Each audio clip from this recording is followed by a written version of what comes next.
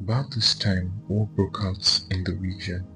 King Amraphel of Babylonia, King Arioch of Elasa, King Kedorlaomer of Elam, and King Tidal of Goyim fought against King Bera of Sodom, King Bashar of Gomorrah, King Shinab of Admah, King Shemaba of Zeboim, and the king of Bela, also called Zoar.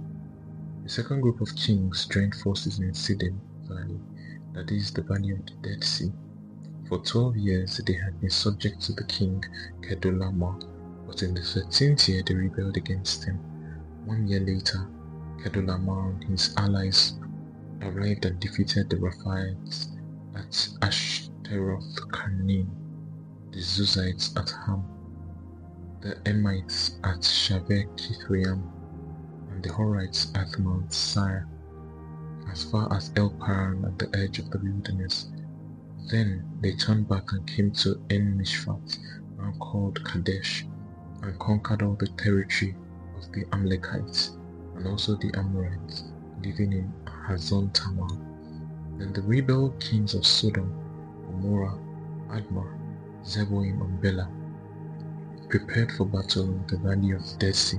They fought against King Kedorlaomer of Elam, King Tidal of Goyim, King Amraphel of Babylonia, and King Arioch of Elasa, 4 kings against 5. As it happened, the valley of the Dead Sea was filled with pit jars.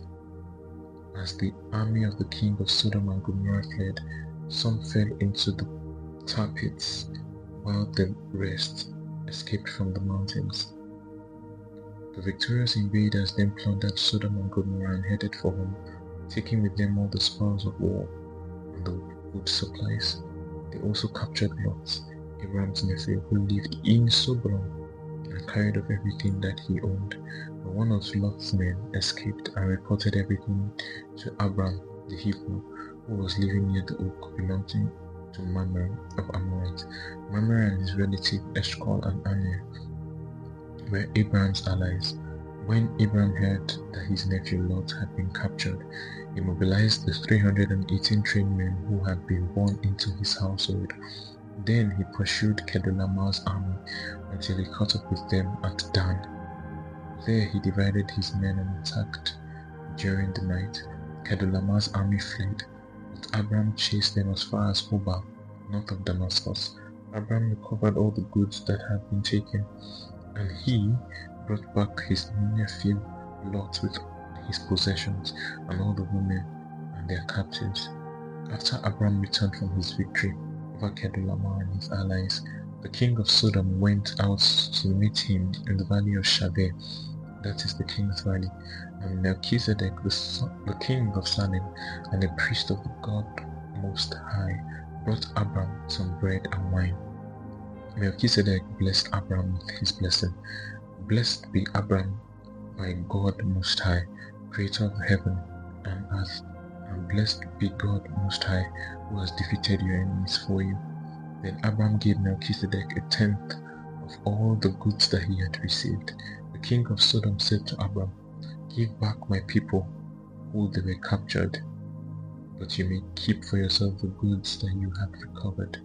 Abram replied to the king of Sodom, "I solemnly swear to the Lord, God Most High, creator of heaven and earth, that I will not take so much as a single thread or sandal thong from what belongs to you. Otherwise you might say, I am the one who made Abram rich. I will accept only what my young warriors have already eaten, and I will request that you give a fair share of the goods to my allies, Anar, Eshcol, and Mamre."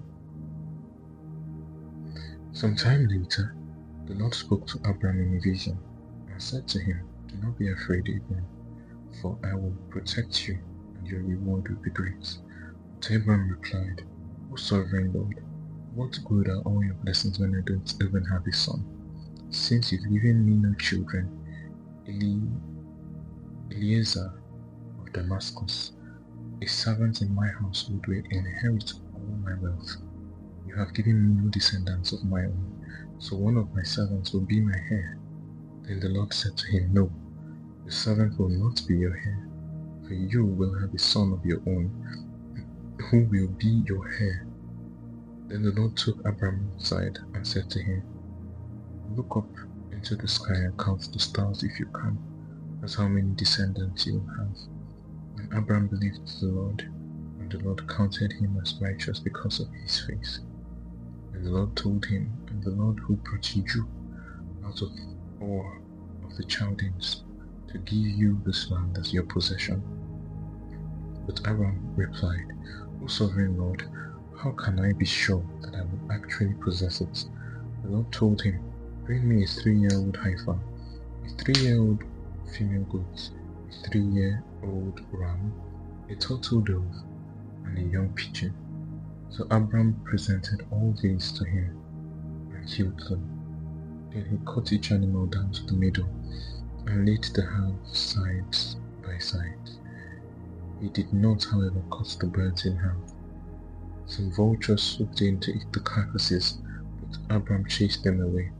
As the sun was going down, Abram fell into a deep sleep, and a terrifying darkness came down on him. Then the Lord said to Abram, You can be sure that your descendants will be strangers in a foreign land, where they will be oppressed as slaves for 400 years.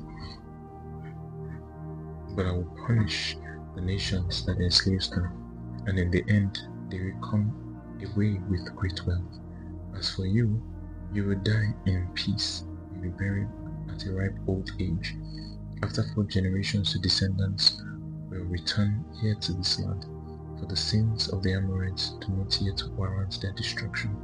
After the sun went down and darkness fell, Abram saw a smoking firepot and a flaming torch pass between the halves of the carcasses.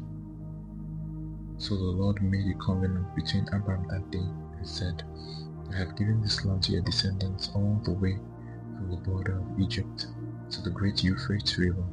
The land now occupies the Kenites, the Kenizzites, the Kadmonites, the Hittites, the Perizzites, the Rephaites, the Amorites, the Canaanites, the Girgashites, and the Jebusites.